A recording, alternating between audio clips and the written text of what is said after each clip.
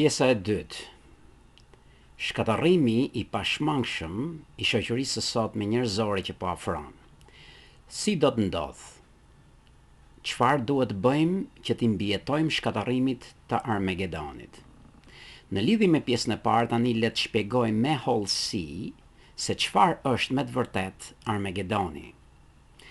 Një ngjarje e pazakont e cila vijon menjëherë mbas shtrëngimit të madh të cilin e përmendim gjerësisht në pjesën e parë. Edhe pse ardhja pa kthes e shtrëngimit të madh do ta shtrij vazhdueshmërinë e saj me Armagedonin, i cili është ndodhia finale që do të ingranohet kundrejt kësaj shoqërie njerëzore të pagdhëndur. Ndryshe nga Armagedoni, ky shtërngim, Bibla thot, nuk ka ndodhur ndonjëherë në të shkuarën dhe nuk do të ndodh më kurrë në kurrës në të ardhmen.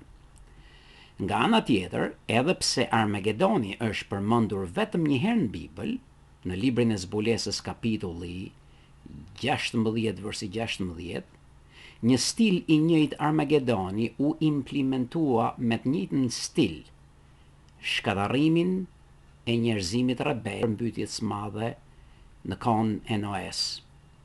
Sigurisht, ashtu siç e kemi përmendur, biblikisht Armagedoni do të godas menjëherë mbas këtij shtrëngimi të madh. Dhe më në fund, me të njëjtin stil si i tretë, do të përsëritet edhe një herë kur 1000 vjeçari, periudha e paqes do të përfundojë. Një periudhë ashtu siç e kemi përmendur, do të nisë menjëherë mbas Armagedonit.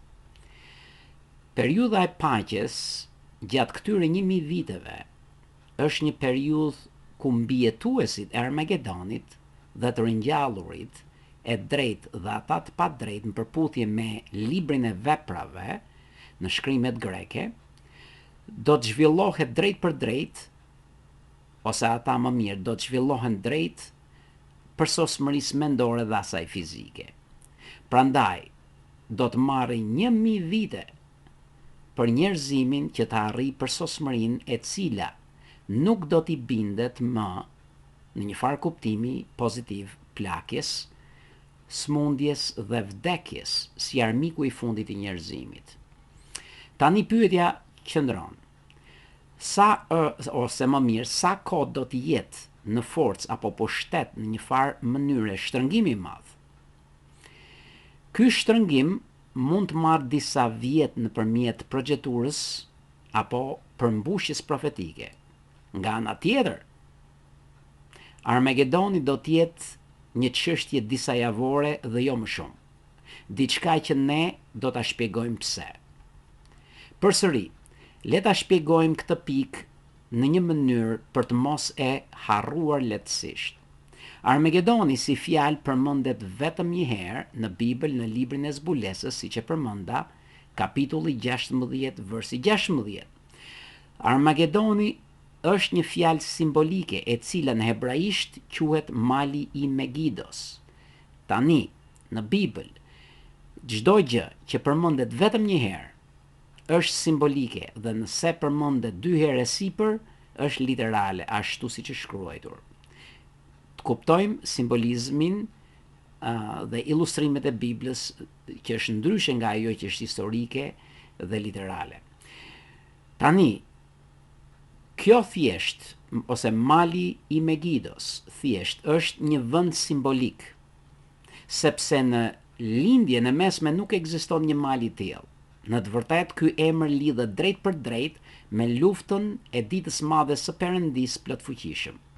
Kjo term aplikohet veçanërisht tek gjendja apo situata ku mbretërit ose qeveritë e sotme në të gjithë tokën do të mblidhen për ta kundërshtuar Jehovajin dhe mbretërinë e tij, ose më mirë qeverinë e tij e themeluar qiellore me Jezu Krishtin apo Mikaelin si mbret i pranishëm në pushtet i kësaj qeverie. Tani këta nuk do të mblidhen me Megido ose në një vend fizik ose literal. Po kjo ka të bëj ndryshe, që do ta shpjegoj më poshtë. Tani, si do të zhvillohen këto situata që do t'i udhëheqin qeveritarët e tokës drejt Armagedonit? Ashtu si shtrëngimi i madh u shkrep me shkatërimin e fesë së rreme anë mban tokës, Armagedoni do të shkrepet nga një sulm implementues kundrejt organizatës së dukshme të Jehovait, e themeluar dhe e lokalizuar mbi 240 vende këtu në tokë. Nëse ky sulm kundër njerëzve të zgjedhur të Jehovait nuk ndodh, edhe një herë, nëse ky sulm kundër njerëzve të zgjedhur të Jehovait nuk ndodh, atëherë nuk do të ketë Armagedon. Në librin e Zekeris, kapitulli 2, versi 8, Perëndia thot: Kush ju prek beben e syrit tim. Zemërimi do të më vinë në majt hundës dhe unë do t'i eliminoj armiqtë e mi nga faqja e dheut njëre për gjithmonë, thot Jehovaj. Kjo ngjarje profetike do të materializohet kur të gjitha qeverit anë mban botës, ose botës së njerëzimit sotëm, do të bëhen në një mendje dhe do të jenë në të njëjtën linjë mendimi. Por këtë herë ata do të frymëzohen në një tjetër mënyrë drejt për drejt, që do të ndodh jo nga Perëndia, por nga Satana djalli dhe bashkëpunëtorët e tij, engjëjt e rrëzuar në kohën e Noes, që quhen thjesht demon. Përcaktueshëm, ata do të sulmojnë shërbëtorët e Perëndisë vërtet dhe kjo ngjarje do të iniciojë apo nis luftën frymore të Armagedonit. Ju këshilloj të lexoni Ezekielin, kapitulli 38, versi 10 deri në 12 dhe versi 21 deri në 23. Edhe një herë, Ezekieli 38, kapitulli 38, versi 10 deri në 12 dhe versi 21 deri në 23, ose verset më tepër në shumës. Kjo ngjarje do tjetë rishtasi në harmoni me një tjetër profesi në pritje, të cilin qeverit do ta shpallin si slogan, e cila është paqe dhe siguri. Letra e parë e Thesalonikësve, kapitulli 5, versi 3 thot: Kur ata të thonë paqe e siguri, atëherë një shkatërim i papritur do t'i glabëroj, njësoj si një grua kur e mbërthyen ose mbërthejnë dhimbjet e lindjes, dhe ata nuk do t'i shpëtojnë këtij shkatërimi. Po, meqense këto qeveri nuk patën sukses, nuk u ndihmuan apo dolën nga situata e nder duke i glabëruar apo rrëmbyer pasuritë monetare dhe prondat e shumta fesë, me synimin për t'i mbyllur xhepat e çpuar, si vijim ata do të vendosin, të dalin me një tjetër ide paqe dhe sigurie me qëllim për ta paqësuar shqetësimin e tyre mendor dhe emocional, sidomos të popujve ku ata po i udhëheqin. Kjo është në lidhje me pjesën e parë, që ka të bëjë vetëm me shtrëngimin e madh, dhe po mos lexohet, pjesa e parë do të jetë pak e vështirë të kuptohet, pjesa e dytë pa asnjë konfuzion. Prandaj pjesa e parë është një domosdoshmëri për t'u parë, për t'u dëgjuar si video, në mënyrë për të kuptuar me tërthora si pjesa e dytë. Një shkëndije fuqishme profetike do të harmonizohet njëkohësisht me këtë situatë, e cila do të nisë menjëherë mbas shtrëngimit të madh ose shkatërimit të fesë. Dëshmimtarët që kanë qenë duke e predikuar këtë lajm të mirë të qeverisë qiellore të Perëndisë me Jezu Krishtin si mbret mbi 150 vjet, duke filluar në Shtetet e Bashkuara të Amerikës, ata nuk do ta shpallin më këtë lajm. Po, dëshmimtarët do ta ndalojnë ta shpallin lajmin e mirë si lajm të mirë, në përputhje me kohën tepër të shkurtër që do të mbetet. Dëshmimtarët do të predikojnë një tjetër temë. Cila është kjo? Kjo temë do të jetë lajm shqetësues në lidhje me shkatërimin që po afron kundrejt kësaj shoqërie rebeluese njerëzore të pranishme ose botës njerëzimit në tërësi. Kjo do të ndodh direkt mbas shtrëngimit madh. Ky predikim anë mban tokës do t'i shqetësoj të gjitha qeveritë e sotme në mënyrë të menjëhershme. Ky lajm me temë shkatërrimi do të tingëlloj në kundërshtim me sloganin e qeverive, që slogani i tyre, siç e përmendëm, është paqe dhe siguri. Si vijim, të gjitha qeveritë, pa përjashtim të nxitura nga pushteti i Satana djallit dhe demonëve të tij, do të mobilizohen si një trup i vetëm, duke qenë të vendosur në një mendje dhe linjë mendimi për t'i sulmuar dëshmimtarët që shpallin këtë lajm kundër tyre si formë shkatërrimi. Tani pyetja ende qëndron. Si do të zhvillohet Armagedoni në mënyrë të plotë? Në Bibël, lidhja midis arit dhe argjendit me zojt përmendet 4 herë. Ezekieli, kapitulli 7, versi 19 thot: ata do ta hedhin argjendin në rrugë dhe floriri do t'i bëhet diçka e neveritur. As ari dhe as floriri nuk do të munden t'i shpëtojnë ata në ditën e zemrimit të Jehovait ose në Armagedon. Tani kapitulli 39 i Ezekielit flet në mënyrë të zgjeruar rreth zojve se si ata do ta konsulmojnë mishin e këtyre udhëheqësve botëror dhe popujve që ata drejtojnë. Libri i Zbulesës, kapitulli 19, versi 17 dhe 18 dhe 21 thot në lidhje me zojt në Armagedon: dhe unë pash gjithashtu një engjëll duke qëndruar si për diellit, dhe ai thërret me një zë të lartë dhe u bën thirrje të gjithë zojve që fluturojnë në mes të qiellit: afrohuni këtu së bashku tek mbrëmja e madhërishme e Perëndis dhe kënaquni, duke u ngopur me mishin e mbretërve dhe mishin e oficerëve të ushtrive dhe mishin e njerëzve me pushtet, me mishin e kuajve dhe atyre që i kanë hipur atyre kuajve, dhe me mishin e të gjithë të tjerëve, atyre që janë të lirë dhe skllëvërve, të vegjëlve e të mëdhenjve. Por kusuri që ngeli pas u vra nga shpata e gjatë që doli nga goja e atij që ishte ulur në kalin e bardhë, domethënë që është Mikaeli ose i ringjalluri Jezu Krisht. Dhe të gjithë zojt u ngopën me mishin e tyre. Dhe edhe një herë, çfarë është lidhja midis lekut dhe zojve, ose arit dhe argjendit dhe zojve? Menjëherë mbas sulmit të qeverive anë mban botës kundrejt shërbëtorëve të Jehovait këtu në tokë, Perëndia e vërtet do ta godas vlerën e monetarizmit ose lekut duke ja ulur vlerën në zero.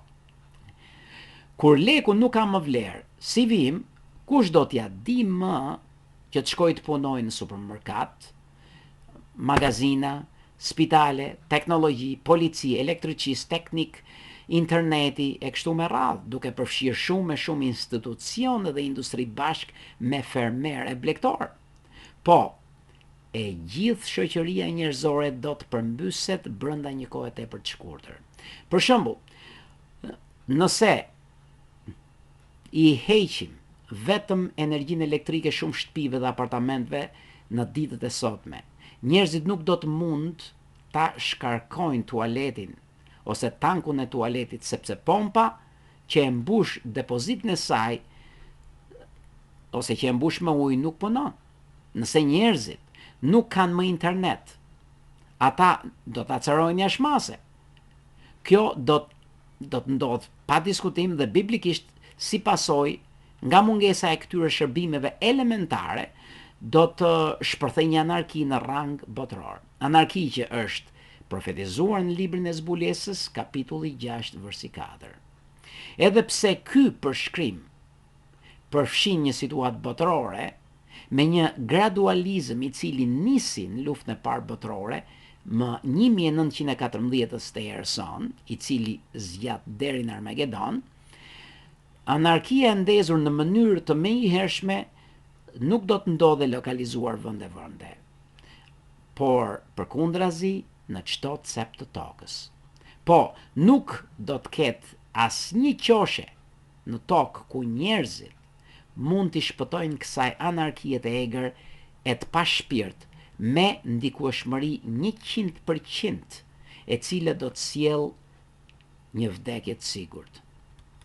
Padyshim, shkrimet me qartësi theksojnë se në kohën që po afron apo në Armagedon, shumica e njerëzve do të vdesin më tepër në numër nga dora e njëri tjetrit, ose duke vrarë njëri tjetrin, asgjësuar njëri tjetrin, se sa nga engjëlli i Jehovait. Le të kuptojmë, ose të kujtojmë se në librin e Isais, një engjëll vrau 185.000 ushtar asirian brenda një nate. Aq më tepër në Armagedon do të aktivizohen me miliona engjëll, që në radhë të parë të mbrojnë mbijetuesit e Armagedonit dhe në të njëjtën kohë do të shfarrosin kusurin e mbetur nga asgjësimi i anarkisë si njerëzim rebelues. Po, pa diskutim, në Armagedon do të vihet në gjumin ose do të vihen në gjumin e vdekjes 99% ose 99,9% e popullsisë globit. Kjo është profesi dhe do të përmbushet 100%. Në përmbytjen e Noes apo në Armagedonin e parë, simbolik, vetëm 8 persona mbjetuan, e gjithë ajo popullsi globale u mbyt. Ne nuk e dim se sa ishte ajo popullsi, çfarë numri kishte, por popullsia ishte e mjaftueshme në krahasim me numrin 8 mbjetuesish. Ky është një fakt i pamohueshëm. E njëjta gjë do të ndodhë në Armagedon. Dhe mbas 1000 vjetësh ose vitesh në provën finale apo Armagedonin e tretë, duke folur simbolikisht si i tillë, përsëri i vetëm një pakicë do të mbjetojë. Edhe pse njerëzimi në fund të 1000 vjetëve ka arritur përsosmërinë mendore dhe fizike, ana e tyre frymore është e dobët dhe të inspiruar nga Satana djalli dhe demonët e tij të liruar për një kohë tepër të shkurtër nga burgu ose nga izolimi apo nga si thuash mos aktiviteti i tyre, sepse ishin të kufizuar për 1000 vjet, që mos bënin dëm gjatë periudhës paqe 1000 vjeçare, që të indikonin njerëzit negativisht. Këta engjëll të liq do ta tundojnë, mbasi të lirojnë mbas 1000 vjetëve, do ta tundojnë dhe vënë provë atë popullsinë vijim. Domethënë, ajo popullsi që harriti të mbijetojë Armagedonin edhe të ringjallurit, po flasim këtu mbi 29 miliard. Edhe kur të flasim për ringjalljen do të kemi një temë tjetër, sepse është shumë e thellë si temë, edhe shumë e komplikuar. Kur ka të bëjë me ringjalljen, se ringjallja nuk përmendet 1 herë, 2 herë, 3 herë në Bibël, përmendet 40 herë me fakte. Si pasojë, njeriu, edhe pse ka arritur në atë kohë përsosmërinë, do të bjerë pre i këtij tundimi i djallit dhe demonëve të çliruar që janë plot egërsi në atë kohë, dhe do të eliminohen një herë për gjithmonë. Domethënë, këta njerëz që do tundohen edhe do bëjnë atë që është në kundërshtim që kanë mësuar për 1000 vjet në periudhën e paqes, për Jehovajn, për të dashur njëri tjetrin dhe për të bërë atë që është drejt në sytë Perëndis, ata do të tundohen dhe do të bëjnë përkundrazi atë që është e ligë, që tani ata do të sforcohen për ta bërë të ligën. Se tani kanë shumë të lehtë se janë të papërsosur, por kur njeriu përsosur, domethënë kur njeriu është i përsosur, ai duhet të sforcohet që të bëjë të ligën. Në fund 1000 vjetëve ata do të dështojnë për ta bërë të mirën, edhe pse e kanë të lehtë për ta bërë, sepse e duan të ligën. Këta njerëz do ta zgjesohen një herë për gjithmonë pa shpresë ringjallje. Kështu, edhe një herë, shumica e njerëzimit përsëri do të shuhet dhe vetëm një pakicë do ta mbijetojë provën e fundit apo atë finalen. Dhe popullsia, do ta mësojmë këtë kur të kemi temën e ringjalljes, popullsia që do të mbijetoj provën finale, përsëri do të rritet gradualisht në numër, derisa toka të mbushet, edhe kur toka është mbushur, Jovaj do të na lërë ditur edhe numrin e caktuar të njerëzve që janë mbi tokë. Tani ne quhemi vetëm turma e madhe, mbijetuesit e Maqedonit do quhen turma e madhe, por nuk e dim numrin. Atëherë ne do ta dim numrin e atyre që do të jetojnë mbi tokë dhe do ta mbushin tokën, edhe toka do të mbushet me njerëz të drejtë. Të drejtët do ta mbizotrojnë tokën mbas 1000 vjeçarit. Prandaj e profesi që është në librin e psallmeve, kapitulli 37, versi 9 dhe 11, edhe 29, do të përmbushet vetëm në fund 1000 vjeçarit mbas provës finale. Tani edhe një herë, përse themi zojt? Tani dalim të zojt, se e morëm vesh, e kuptuam deri diku që kuptimin e legut. Legu do të bjerë, shoqëria njerëzore do të shpartallohet sepse do të bëhet anarki, edhe njerëzit do të zgjesohen në fund fare edhe nga engjëjt e Perëndis. Por çka të bëj me zojt këtu? Zojt janë tepër të rëndësishëm në Armagedon. Perëndia i plot fuqishëm Jehova do të prodhoj zogj mishngrënës, më tepër se është e mjaftueshme, me qëllim për të konsulmuar mishin e njerëzve të vdekur, duke e bërë këtë në një kohë tepër të shkurtër. Kështu nuk do të ketë mundësi që të përhapej ndonjë pandemi e rrezikshme për të mbijetuarit e Armagedonit. Pse përpara goditjes Armagedonit do të ketë shenja në qiell të përmendura nga Jezui kur ai ishte ende në tokë 2000 vjet përpara.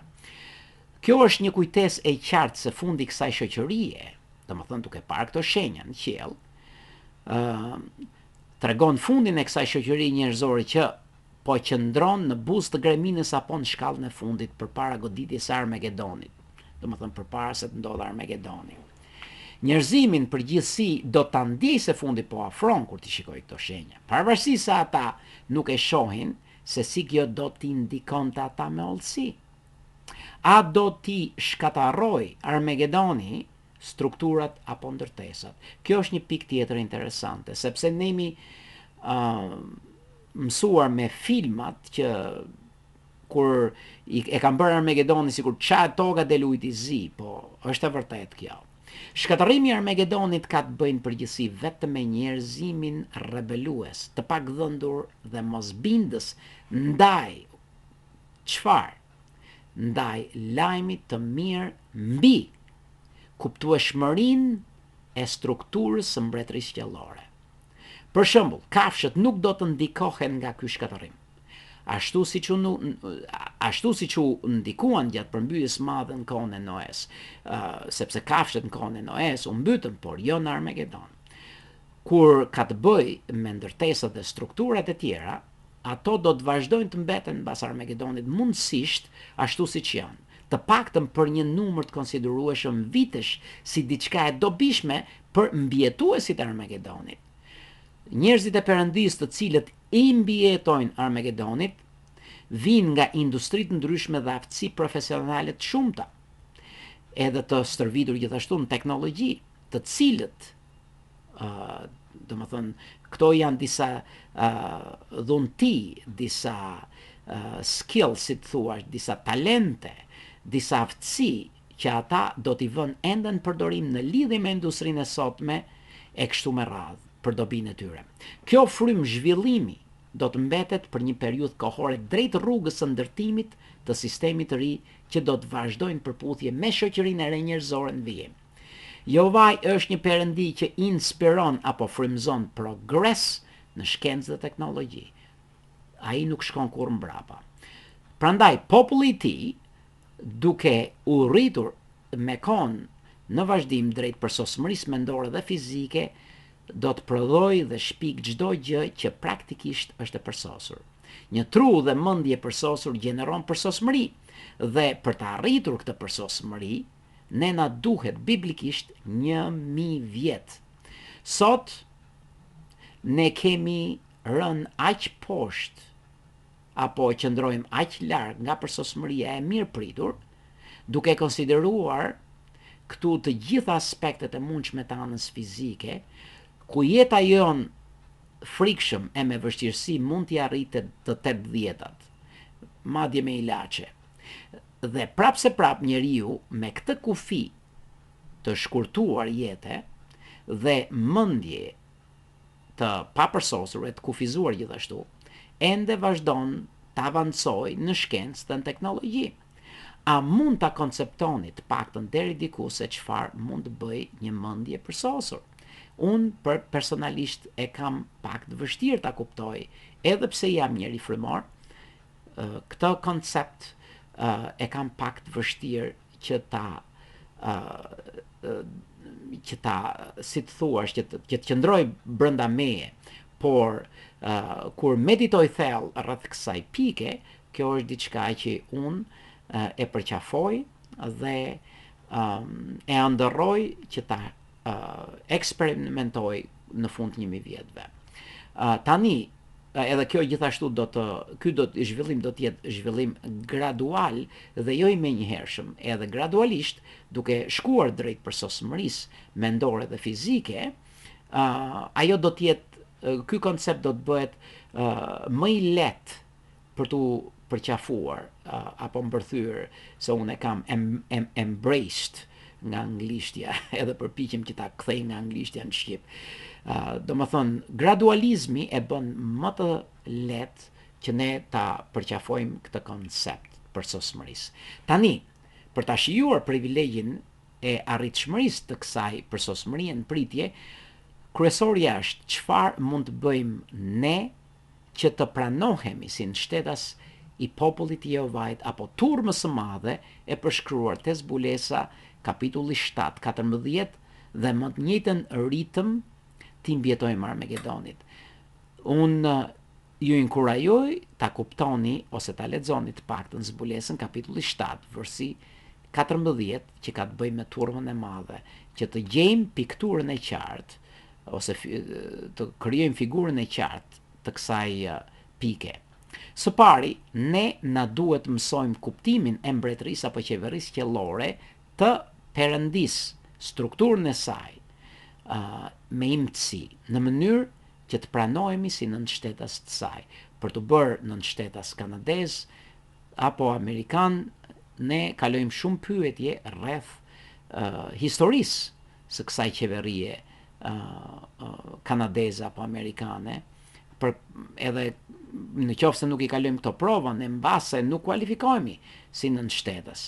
Aq më tepër kur ka të bëj që të kuptojmë mbretërinë e Perëndisë ose qeverinë qiellore të Jehovait me Jezu Krishtin si mbret në 144 mit që do të mbijetojnë, që do të sundojnë si mbretër për ftrinj dhe gjykatës, ne na duhet edhe më shumë punë, sepse është më e komplikuar për të kuptuar. Kush mund të na ndihmoj për ta kuptuar esencën e kësaj teme biblike në mënyrë të tërthortë rreth kësaj mbretërie? Tani, nuk ekziston asnjë fe apo religjion që e ka iden më të vogël të kësaj qeverie qiellore. Ju mund ta pyesni edhe Papën e Romës. Ai mbas disa fjalësh rreth kësaj qeverie, he runs out. Nuk ka as edhe një fjalë, nuk di çfarë të thotë. Mund thot 2-3 fjalë dhe kaq. Nuk e ka konceptin e kësaj qeverie, sepse e vërteta nuk qëndron mbi papën ose mbi, siç e përmendan pjesën e parë, mbi 42.000 fe që ekzistojnë sot. Tani apostulli Pavel e theksoi këtë pikë në librin e Romakëve, duke i rreshtuar thëniet e tij frymëzuese, duke i nisur ato ose këto shprehje nga e fundit e duke përfunduar tek e para. Le të lexojmë këto shprehje tek libri i Romakëve në kapitullin 10, versin 13 deri në 15, që thot: ju mund ta ndaloni këtë video edhe ta hapni Biblën në librin e Romakëve, kapitulli 10, versi 13 deri në 15, edhe mund ta lexoni me mua. Këto verse thon: kushdo që thorret në emrin e Jehovait do të shpëtohet.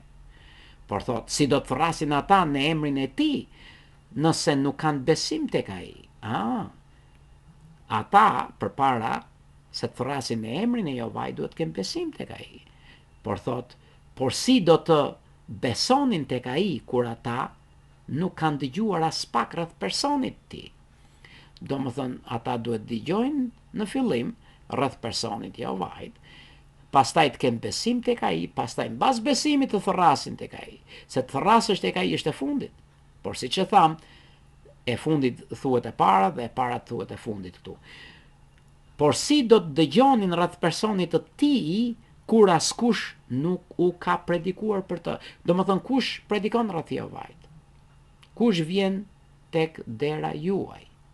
Mbi 150 vjet duke filluar në Amerikë. Në qoftë se nuk vinte dera juaj, ju nuk do ndigjoni për të, thot Bibla. Por si do të predikonin kur askush nuk i ka dërguar ta bëjnë këtë detyrë? Domethënë, ata që do të vinë në derën tuaj duhet të dërgohen. Është fryma që i dërgon. Edhe kjo është detyrë e fortë. Por si do të vinin ata në derën tuaj me siguri të plot, me konfidencë,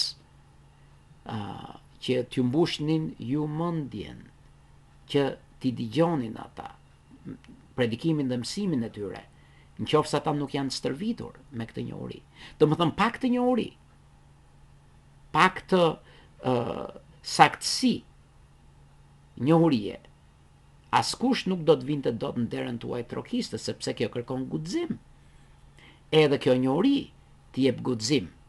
Edhe pak të njohuri nuk ka guxim. Prandaj vetëm një grup njerëzish, ata që i ka dërguar Jehovai, do të vinë në derën tuaj, sepse ata e kanë njohurinë, ata e kanë konfidencën, ata e kanë sigurinë, ata e kanë guximin. Ashtu siç është shkruar, thot Pali edhe një herë këtu, sa të bukura janë këmbët e atyre që deklarojnë lajme të mira për gjëra të mira. Domethënë, nuk thot goja sa të bukura janë gojët e tyre, por këmbët. Pse këmbët? Se këmbët vinë tek ju. Nuk është këta dëshmimtar, nuk janë si kishat që duhet i shkosh atje. Këta të vinë tek ty. Personalisht, do më thënë, tregojnë interes personal tek ju, si person. Dhe këmbët e bëjnë këta, jo goja. Tani, Pavli thot, sa të bukura edhe njerë, janë këmbët dhe goja, jo goja e atyre që i deklarojnë këtë gjëra. Tani pyetja edhe njerë qëndron, ta theksojmë këtë. Kush u ka shkelur në derë me vite duke ju sjellur lajmin e mirë të kësaj mbretërie apo qeverie qellore, e cila është tema e 66 librave të Biblës, ose më thjesht Biblës.